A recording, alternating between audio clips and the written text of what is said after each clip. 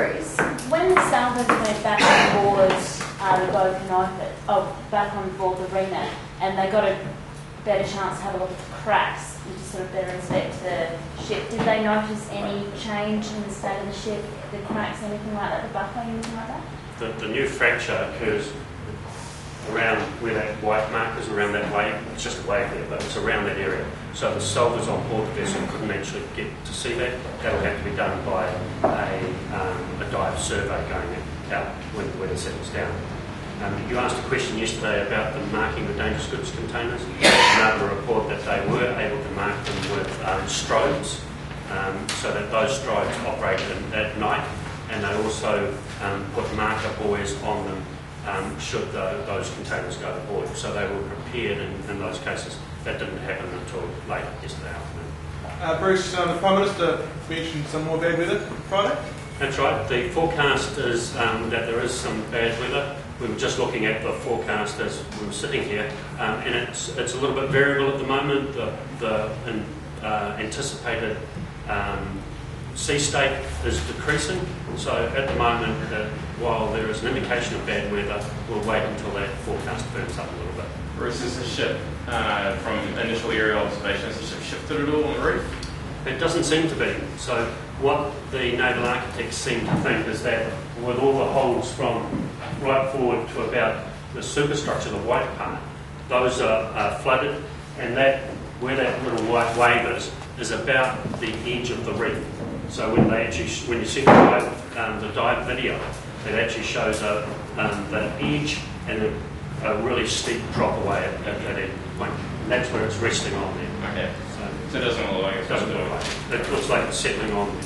And remembering that they have a large number of sensors now placed around the vessel, and what they're recording is they're recording movement on it. And although there was some movement last night about 3 o'clock, just after high tide, it wasn't anything unusual. Is there any kind of like numbers around that movement, like the sensors, do they show like sort of a distance or a degree or anything like that you can tell us?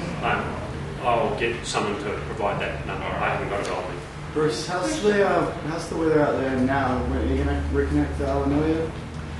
The first thing is it's still slightly lumpy. I think it was 15 knots with swell up to 3 metres at times, or sea state up to 3 metres. At the moment, they just want to make sure it's safe. They want to get all the oil that they can so that when they need to bring the Awanuia out, they can just start pumping rather than just having it keep on station. Just some surfers are out there at the moment. One of them is one of our workmates. They've got oil spots all over their surfboards, not big ones, just small ones. They just want to make sure it's okay to swim there at the moment. It's not a 20,000. I'll pass it over to which beach are they? That's it. Which beaches are they? I'm not sure he was very important, said I'm assuming it's the Mount. Yeah. They said all of them just had little spots of oil up on the surface, yeah. Okay. From when this operation first commenced, beaches were closed from an operational perspective. About a week or 10 days ago, 2 areas of beach were opened and released back to the public. Those are the only areas that have been formally identified as being accessible to the public. Should members of the public wish to take no notice of the current closure, then it's very much at their own discretion.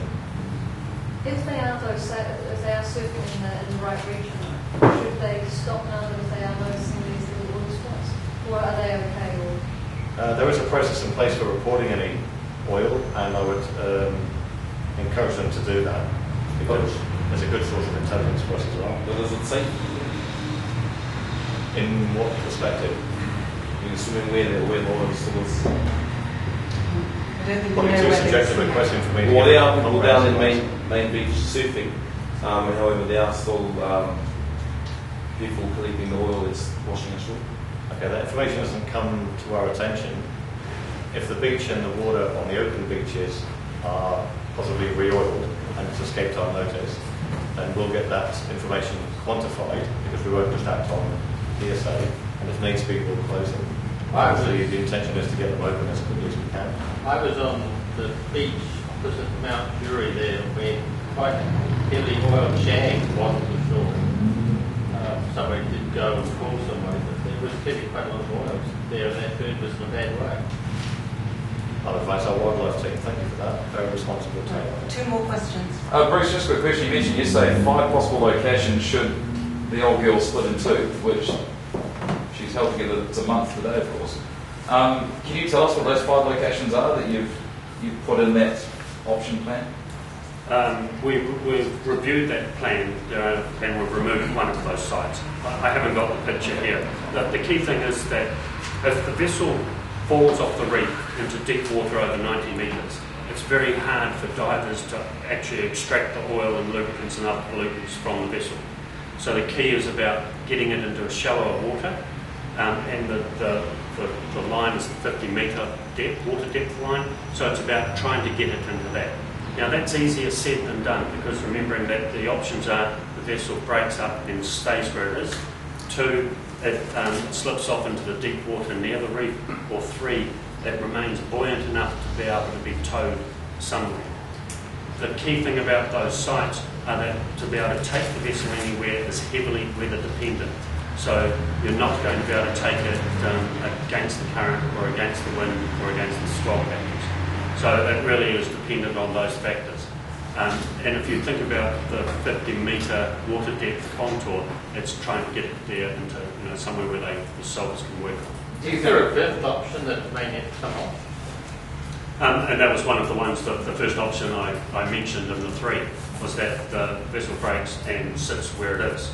Pretty much in the state it is now, obviously with the boxes on it. That's the first part is that the vessel could break and it could, 1, stay on the reef right where it is. Correct. 2, no, we're talking about a different thing there. 2, it could slip off into deeper water around the reef. Or 3, it could remain buoyant and then need to be taken somewhere. There is a different plan around removing the containers off the vessel. Spitzer Salvage have engaged a vessel called the ST60, which is currently in Port Tauranga, and it has a 280-tonne crane on it and a 180-tonne crane. When weather conditions and the fuel is removed off the vessel, they will bring this crane array and barge in next to the vessel, and they will start removing containers off that vessel. Spitzer Salvage also have another large crane barge coming from Singapore at the moment. That's not due here for quite some time. So it's not a case of about leaving the vessel there with the containers on, it's about removing those containers and then starting the other processes about removing the wreck and the like. Have you got any idea if it's going to be buoyant? Do you know that, or are you not going to know until she splits it up? Naval architects have been doing detailed work on that, remembering that all the holes up to about the superstructure, so the last hole is just in front of there, they're all flooded. And the main buoyancy is used from the airspace in the engine room. So the new fractious does create an additional level of complexity that the naval architects are modelling as we speak. But I mean, there is the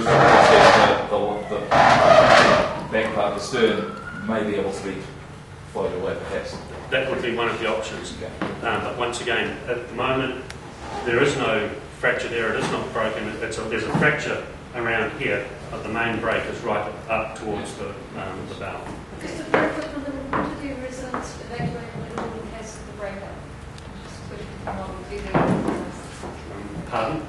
Did any residents on Watertown get evacuated in case of the breakup?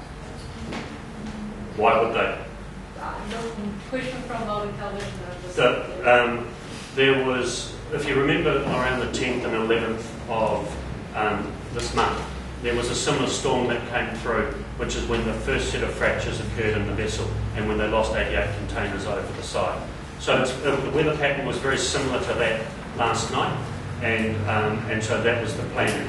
There would be no reason to evacuate people from Waititi Island, because the main areas that would be concerned would be containers and debris from the containers, or oil, which would then come along the shore, which is the same as that happened on the 10th and 11th.